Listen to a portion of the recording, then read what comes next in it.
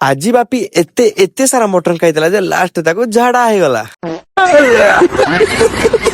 ହଁ ତ ମୁଁ ହଉଛି ଆପଣ ମାନଙ୍କର ସମ୍ବିତ, ୱେଲକମ କରୁଛି ମୋର ଗୋଟେ ନ୍ୟୁ ବ୍ଲଗ। ଭାଇ ଆଜି ଦିନଟା ଟିକେ ଅଲଗା ଷ୍ଟାର୍ଟ ହେଇଥିଲା। କେମିତି କହିଲ, ଆଜି ଆମେ ସକାଳୁ ସକାଳୁ ବାହାରି ପଡିଥିଲା ଆମ କୁଲର ସଜାଇବା ପାଇଁ।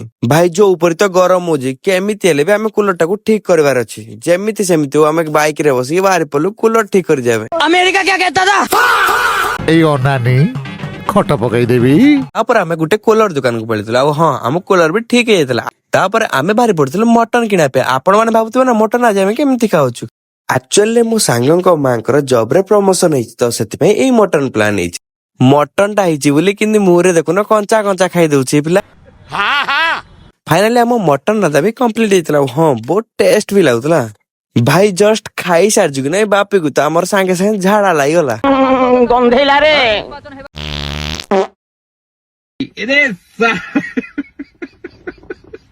ହଁ ତ ଛାଡ, ଆଜି ପାଇଁ ଥିଲା ଏତିକି। ଯଦି ଭଲ ଲାଗିଲା ରିପୋଷ୍ଟ କରିବା ପାଇଁ ଜମା ବି ଭୁଲିବେନି।